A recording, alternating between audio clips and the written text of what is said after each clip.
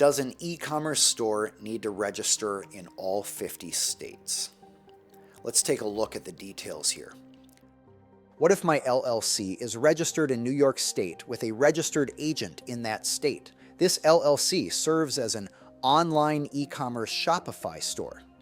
Do I need a registered agent in all 50 states? Shopify stores like Fashion Nova, Gymshark, Kith, Allbirds, etc. Do they have nationwide registered agents?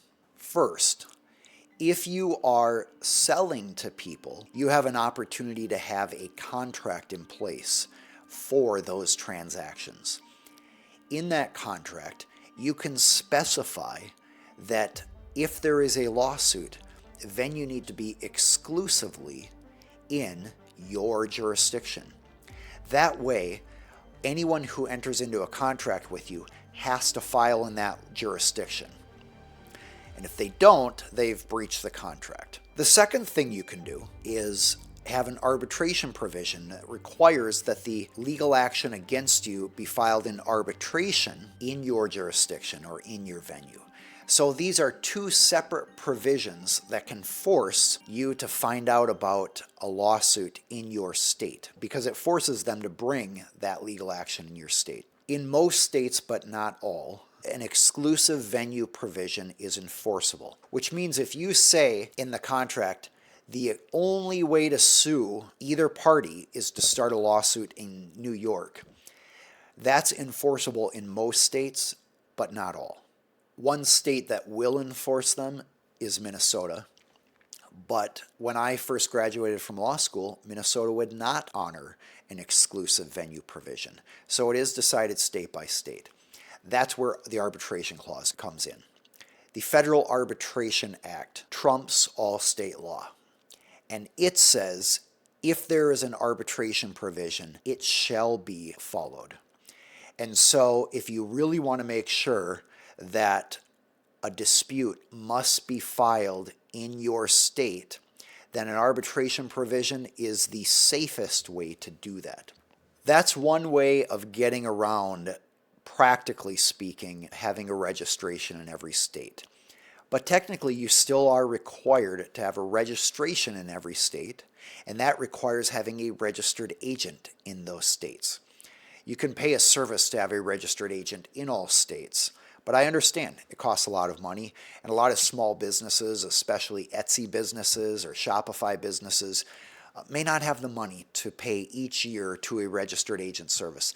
And practically speaking, if you get sued so rarely, it may not be worth the expense. You'd rather just have the risk of not being registered in those states. What's the consequence of not being registered in every state? Well, you might not find out about a lawsuit in that state. Now, if you have a provision in the contract that requires them to file a lawsuit in your state or requires them to file an arbitration in your state, then they're supposed to do that. But let's say hypothetically they don't. And then all of a sudden, in a lawsuit from another state you don't know about comes up, you lose it because you didn't know about it, and now there is a judgment on file in that state against you. That can then be transferred or docketed to your local state, and they can then garnish and ultimately levy your bank funds. So that is a risk. It's more of a risk with bigger companies. Now, what do you do with that?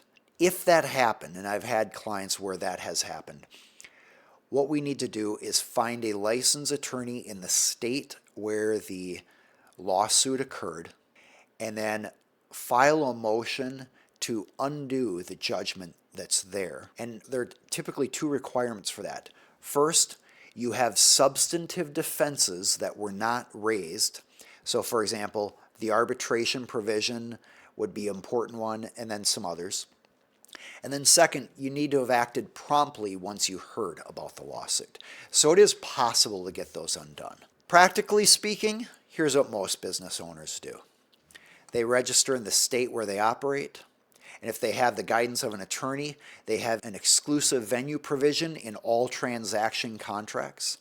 So like a purchase agreement. Second, they have a arbitration provision in those contracts. And then third, they accept the risk that there might be lawsuits in other states that they may not know about, but they don't want to pay the money to register in all those states, and they don't want to pay the money to maintain a registered agent in all of those states, which means essentially an address at an office or co-working space or law firm where lawsuit papers can physically be handed to somebody. Once you get to a certain size, it makes sense to do that. Once you have a physical location in a state, it certainly makes sense to do that. But practically speaking, that's what a lot of business owners do, even though technically it's not lawful to operate in a state, including making sales in that state, without actually being registered to do business as a foreign entity in that state. I'm Aaron Hall, an attorney for business owners and entrepreneurs. If you would like to get more videos like this, feel free to follow this channel by subscribing. And I encourage everybody to subscribe at aaronhall.com/free.